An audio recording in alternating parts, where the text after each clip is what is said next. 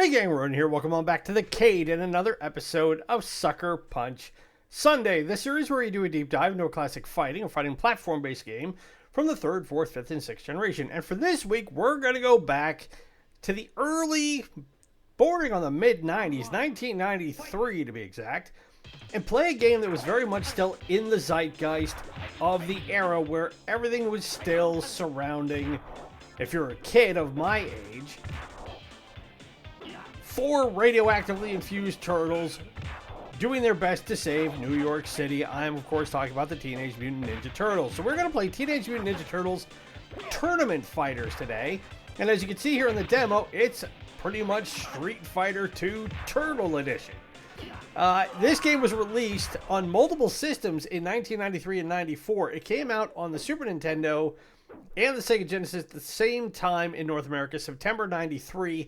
And then for some reason, it was issued in 94 in North America on the still alive but barely kicking Nintendo Entertainment System. So the version we're going to play today for this episode is the Super NES version because it was considered in my research to be the best one of the bunch. So as you see, we can do tournament versus story battle, we can watch along, or we can do the options. I'm just going to go ahead and load up a tournament. So as you see, we can pick from the 4 eponymous turtles. So I am a Leonardo guy, but we have Leonardo, Raphael, Donatello, Michelangelo, and then we also have Shredder. We have Armagon, and then we've got a bunch of characters in the middle that we can't access yet. Which makes sense, because every one of these games has to be able to have unlockable characters. So, of course, we have April O'Neil, our quite striking news reporter and pizza delivery gal, who will go over the storyline for this game. So the general crux of it is a tournament has been organized. Many fighters have entered, including Shredder. The Turtles decided to participate in order to stop him, as well as proving their strength in the tournament. So because we are using, and we're taking on Chrome Dome first. Because we're using the Super Nintendo controller, we have 4 buttons at our disposal, as opposed to the usual 3 that we would have had on the Sega Genesis / Mega Drive, and already we're getting our butts handed to us here by Chrome Dome. Ow! There we go.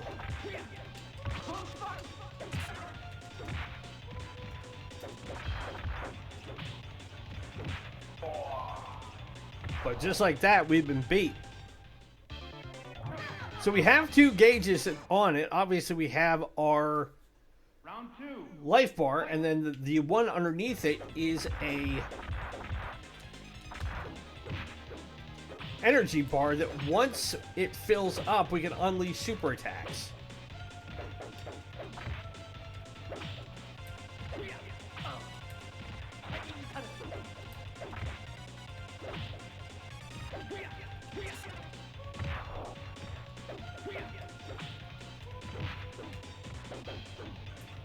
And after that, it's straight one-on-one, best 2 out of 3 falls, and you move on to the tournament. But we do have a timer on this game.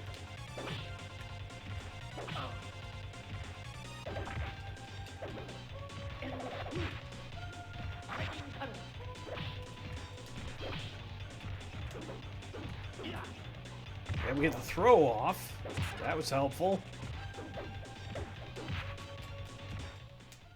But we ran out of time, and who won it? I think he did. So Chrome Dome beat us in our first match. So Leonardo is out. Chrome Dome gets all the money.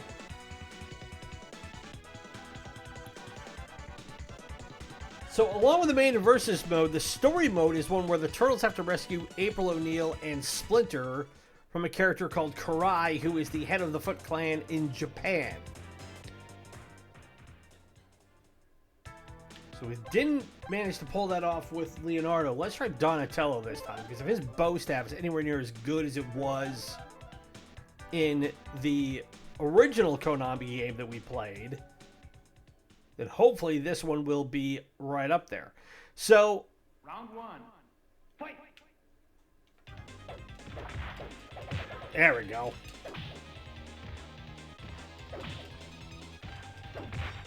That extendable limb is what's really... Holy cow! And he's already... mowed Donatello down where he's got almost nothing. Whereas we're barely doing any damage to him at all.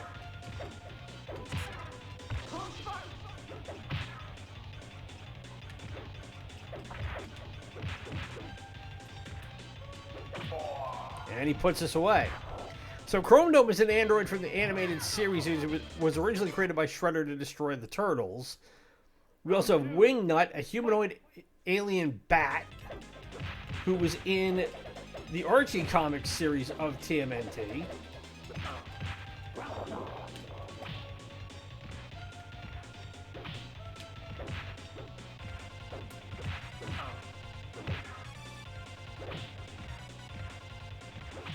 Wow, and Chronum is just absolutely laying into us. So Donatello's bow will not hit him.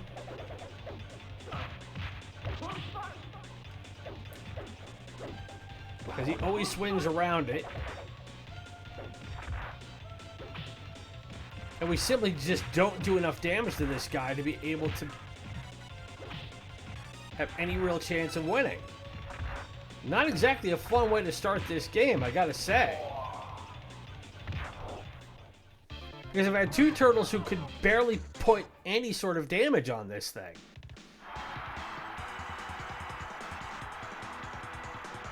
So the other two characters that you can play in this are a character called War, a monstrous purple creature with big claws, one of the four horsemen of the apocalypse, who is in the TMNT Adventures comics alongside Wingnut, and then there's Asuka, ninja girl seeking to open her own dojo. She's an original character created by Takamasa Miyoshi, and this is her only appearance in the franchise. She was inspired by Mitsu from the film TMNT 3, and it was originally intended to be Mitsu, but her character was renamed after the film's poor reception. And I will say this because I don't say with any measure of bragging, but if I remember right, I think I went to high school with the girl who ended up playing Mitsu in that movie. I will have to look it up here. Round one. Fight.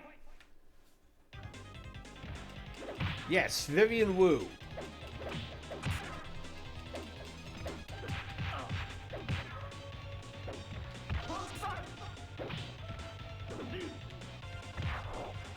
I remember that because I remember seeing articles in my yearbook about her where she was in her costume filming the movie. Wow, we took Chrome Dome out because we needed Michelangelo. Let's get down.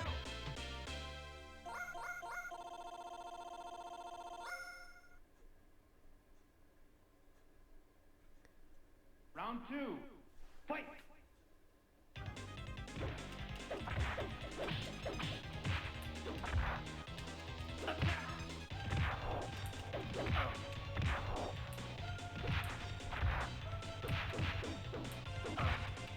Alright, Chronome is definitely coming back swinging this time.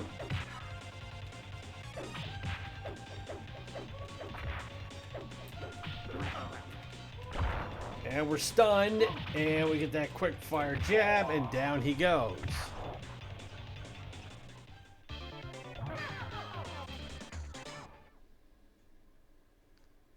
Round three. Fight.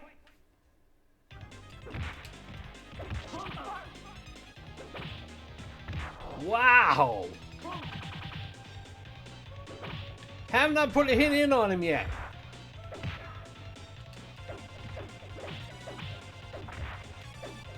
So how I was able to actually put enough damage on him in that first round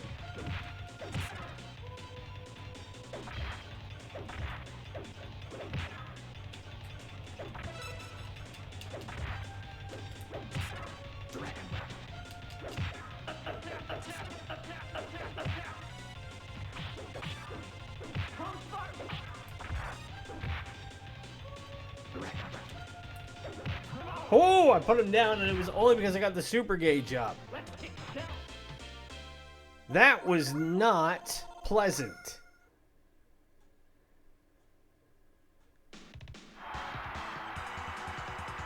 But we managed to finally get through our first fight thanks to Michelangelo.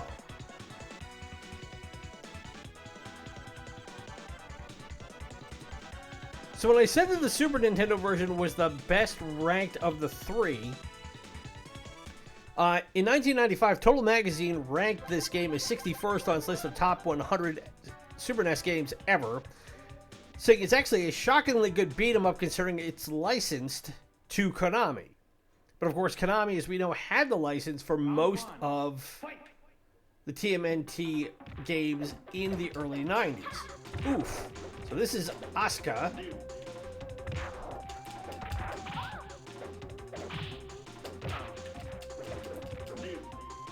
Get that throw.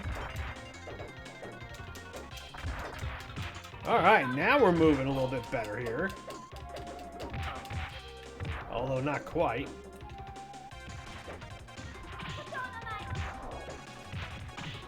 Ouch! Get off me, girl.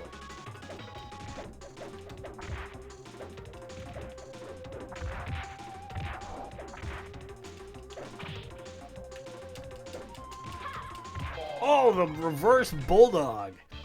So GameFan, when they scored the Super NES version, they gave it 369 out of 400, which seems like a fairly arbitrary number of ranking 400.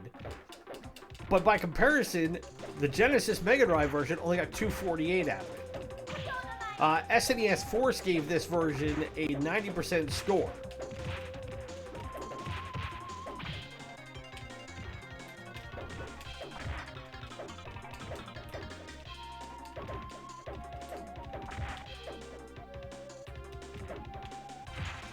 So the Turtles all have the same problem in that they can do the uppercut, but they all swing the same way with their weaponry, and that can make opponents hard to hit.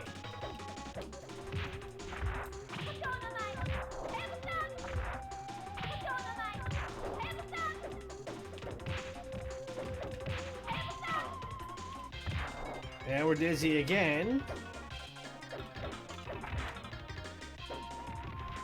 I just realized there's a huge frog on that dais in the background. And we get to the end, and we lose.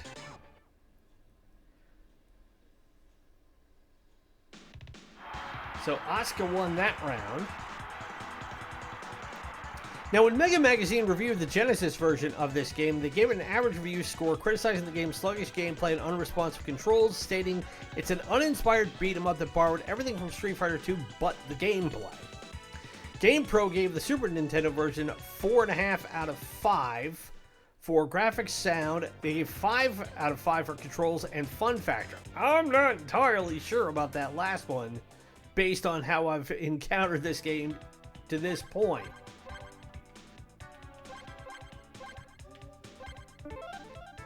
Now, do we have to start all over again, or we go back to... Okay, so we don't have to take on Asuka. Now, Asuka was rated as number 4 on the top 10 women in fighting games by EGM. Back at a time when everybody had to come up with arbitrary lists like that. I'd love to be able to give her a play here, but... Again, I think I have to beat the entire tournament in order to unlock her.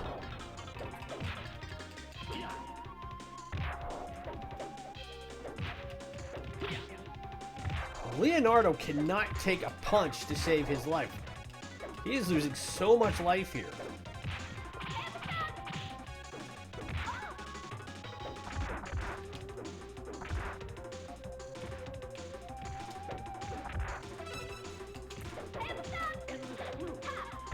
We have the reverse bulldog again, and down we go.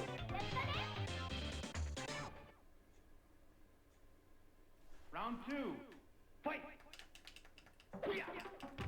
Now, if I can figure out how to pull that slash again. But I still put myself in contention to get hit by that throw.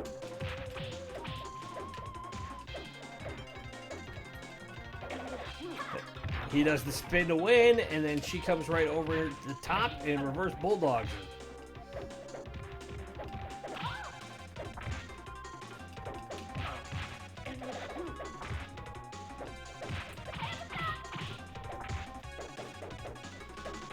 Now, I don't know what that elbow I throw is worth at all.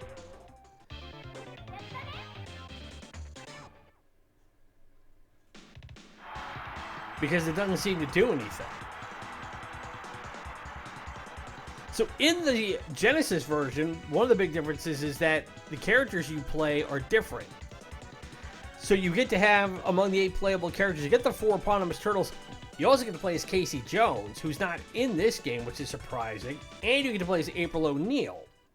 And then they have 2 other characters, Ray Fillet, a character from the TMNT Adventure Comics, and Sisyphus, an original character named Musha Beetle in the Japanese version. We haven't played as Raphael yet, so let's give that one a go. Now, on the Super Nintendo version, there's a bunch of regional differences in which the tournament version, or the version of this game that was later released in Japan, was called Teenage Mutant Ninja Turtles Mutant Warriors.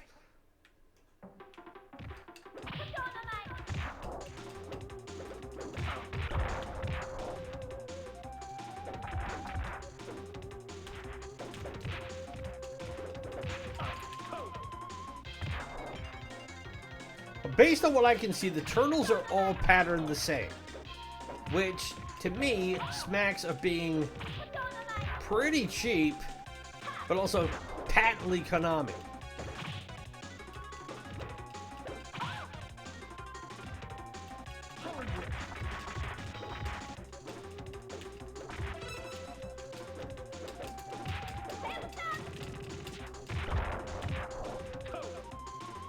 So I wasted my special attack on her. And she pulls the uppercut and down I go. The other difference in the Japanese version is that apparently Asuka's outfit is more revealing and she has a different wit animation. And the turtles sound more like teenagers and their character icons are different. Well, it does not surprise me that with a female character in a Japanese fighting game, the Japanese players would want a little bit more fan service to go with their fighting. Not saying it's, you know, it for the era and for the time, that was not unheard of. Especially given the fact that in the States, if they try to run the Japanese version of this game by them, by parental boards and everything, with Asuka having a more revealing outfit, then the game likely wouldn't have been approved, because this was still the days leading up to the establishment of the ESRB. Which about this point, does anybody still really care about that? I'm not entirely sure. So how long have we been playing here? We've been playing for about 20 minutes. I've won 1 fight.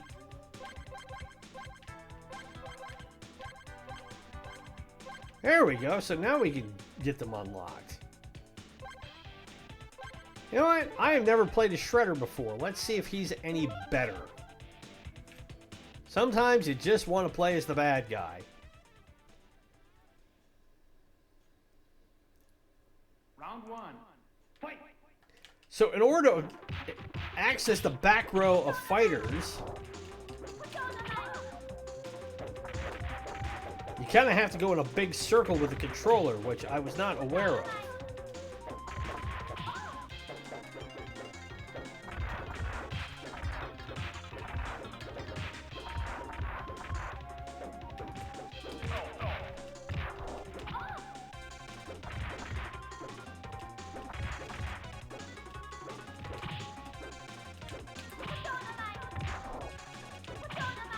It pulls off the uppercut twice.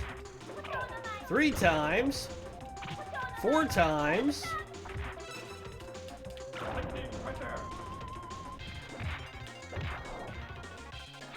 And she comes back and beats me.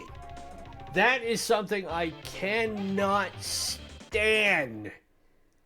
in most fighting games. Round 2. If I'm wailing on you and all of a sudden you're able to, you put on a wonderful coat of plot armor,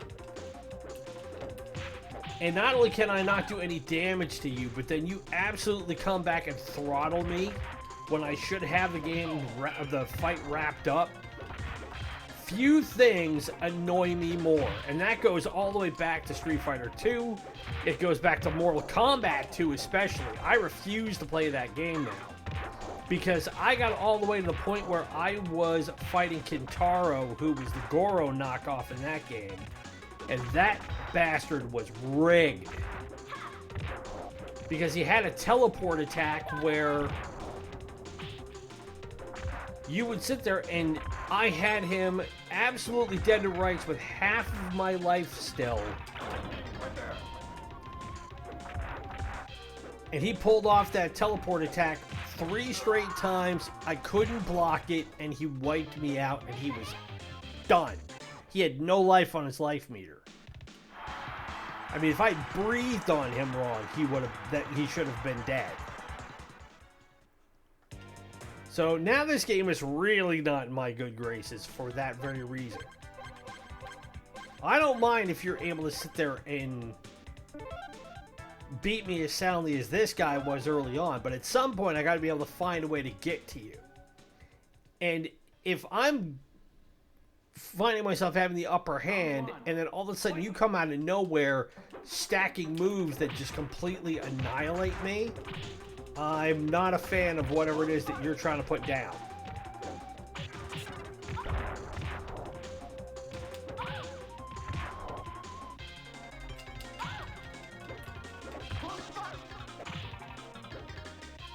But now that we know we can play Chrome Dome, considering how this guy was ripping us to shreds, for lack of a better term, but now we're stunned again. And she pulls her special move off and we're toast. She hasn't played that move the entire game so far. Round 2. She was doing the spin, and she's just lucky enough to stay out of range. Our strong punch again, she can duck it. It doesn't make contact.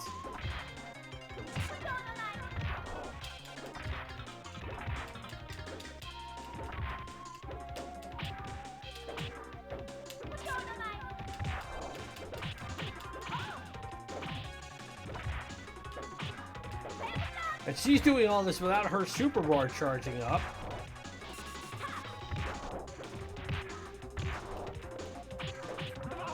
Wow!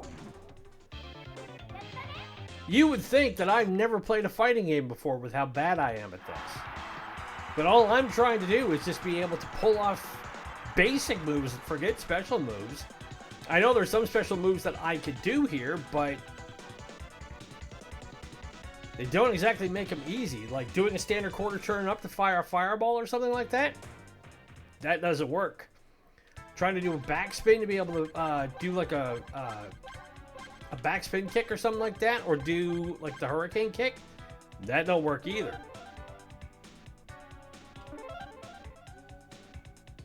I managed to pull off Raphael's Psycho Crusher only because I got lucky and I went backwards for a quarter turn or a full turn, but I couldn't replicate it. So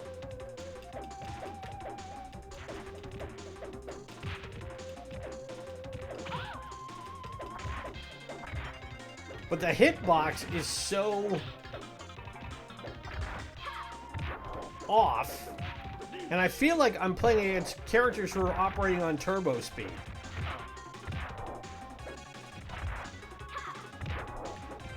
Like as soon as I come down, she's got that throw locked and loaded.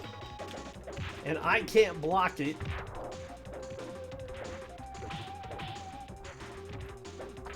And I have to get close enough to hit her because the hitbox is so off. And then she comes down, does the spin, and away I go. Round 2. Fight.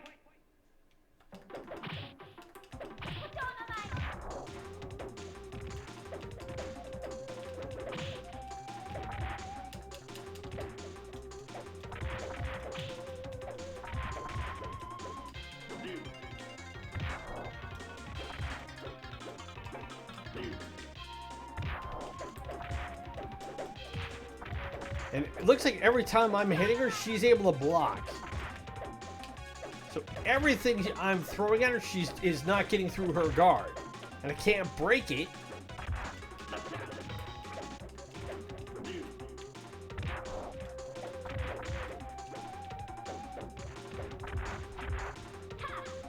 Come up. There's the bulldog. There's the spin. I get another throw off. But comes back with the bulldog, and I'm almost dead. One more throw.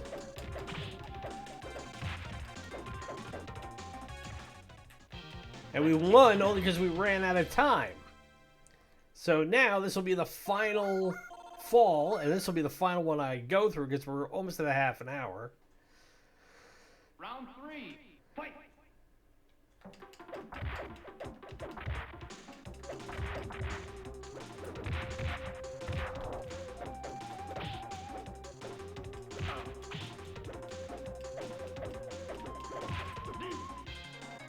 So as long as I can manage to get a throw, that seems like my best offense.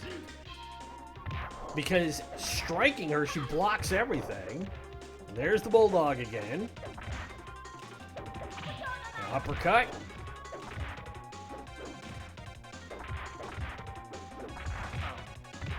Okay, so I was blocking, and then she managed to get a hit on me.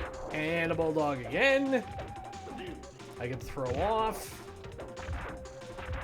Try the kicks. Those don't work. Get the throwaway.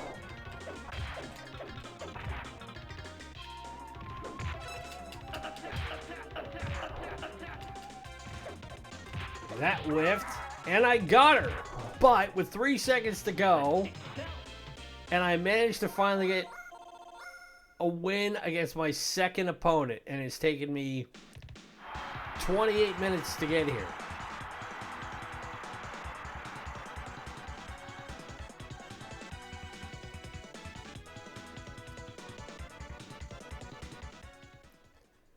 Let's see who we would fight next. Be Mike versus Raphael. Alright, well, we'll give this one a whirl really quick. Round 1, fight! So let's see what we can do in identical hitboxes.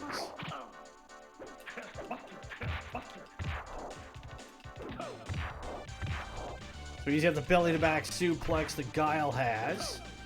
Got the same throw. And it will be a perfect win for Raphael. I didn't get so much as a smack in. Round 2, fight!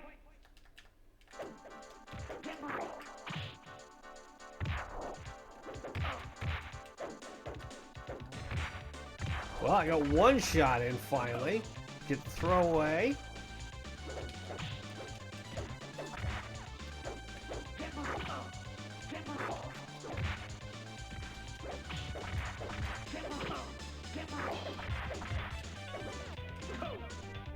Throws me into the pinball machines. I throw him.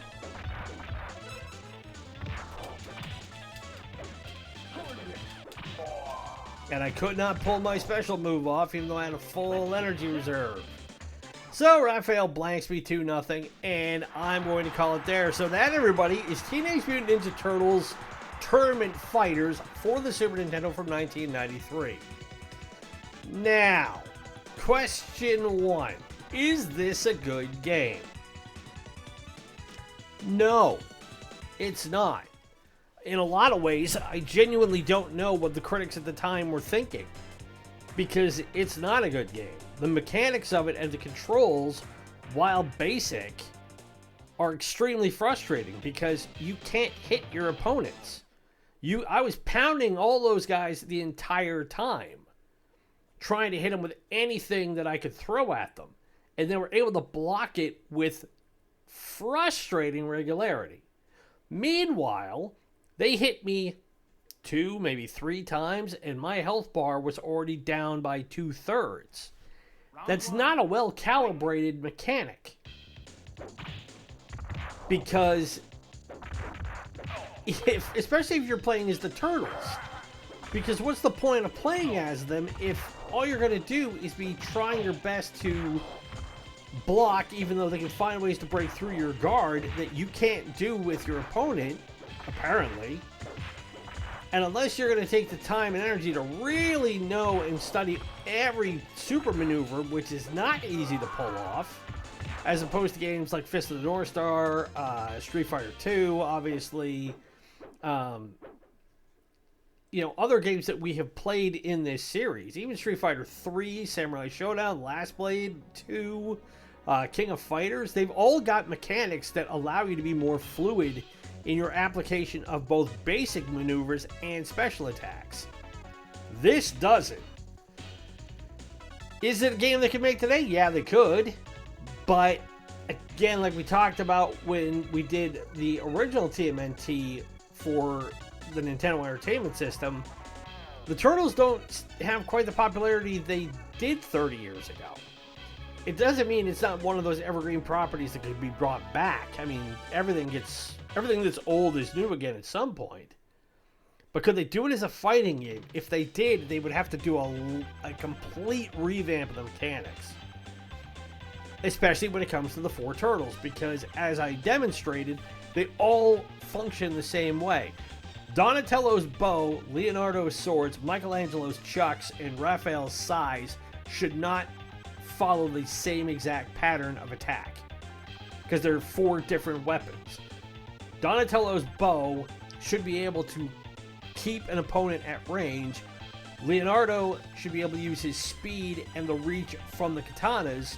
Michelangelo should use his speed with the nunchucks, and then if you want to get up in close quarters, that's where you bust out Raphael with the sai.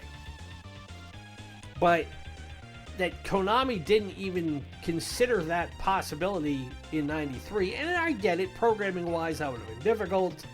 It would have cost money. It would have made getting the game out on time probably more complicated than they were willing to do. But to me, it would have been a far better game had they taken the time to make each turtle different and to make their movesets less uniform.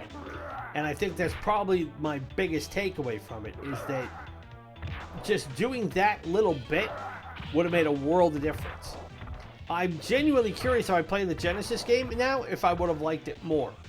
And I did debate playing it, even though it is the lesser rated of the two, and they say the movesets were not as good, although I don't find they're great here.